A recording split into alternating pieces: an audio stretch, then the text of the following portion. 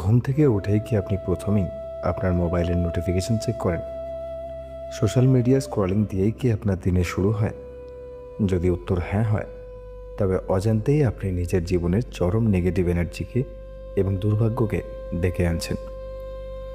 আমাদের সনাতন বৈদিক শাস্ত্রে বলা হয়েছে, সকালের প্রথম 5 মিনিট নির্ধারণ করে আপনার সারাদিন কেমন কাটবে, এমনকি আপনার ভাগ্য কোন দিকে মোড় নেবে। আজ আপনাদের এমন 3টি অত্যন্ত সহজ কিন্তু অলৌকিক বৈদিক নিয়মের কথা বলবো, যা ঘুম থেকে ওঠার ঠিক পরেই নিয়ম করে করলে আপনার জীবনে অভূতপূর্ব পরিবর্তন আসবে। আসুন জেনে নিন সেই 3টি মহা কার্যকরী বৈদিক অভ্যাস।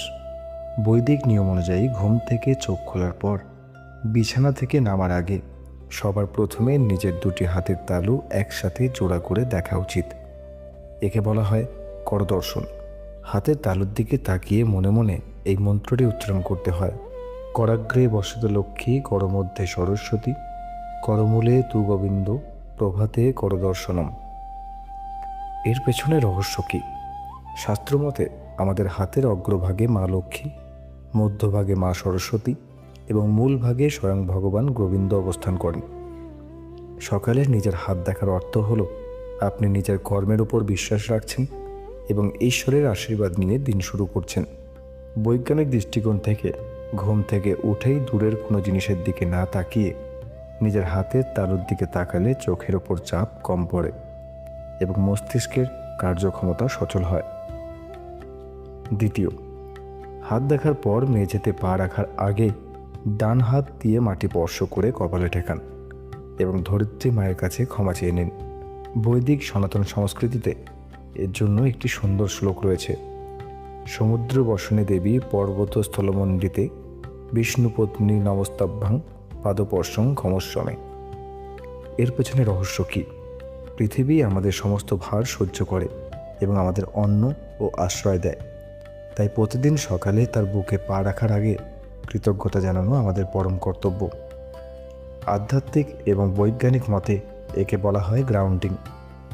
রাতে ঘুমানোর সময় আমাদের শরীরে যে স্ট্যাটিক এনার্জি তৈরি হয়, সকালে মাটি স্পর্শ করার সাথে সাথে তা পৃথিবীর চৌম্বকীয় তরঙ্গের সাথে ভারসাম্য বজায় রাখে। এটি আপনার মনের অলসতা এবং রাগ নিমেষে দূর করতে সাহায্য করে।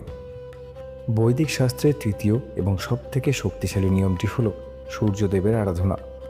সকালে ফ্রেশ হয়ে তামার পাত্রে রাখা জল পান করুন এবং উদীয়মান সূর্যের দিকে তাকিয়ে প্রণাম জানান। সম্ভব হলে একটি তামার ঘটি থেকে সূর্যদেবকে অর্ঘ্য বা জল অর্পণ করুন। বৈদিক জ্যোতিষে সূর্য হলেন সমস্ত গ্রহের রাজা। তিনি আমাদের আত্মা, আত্মবিশ্বাস এবং সাফল্যের কারক গ্রহ।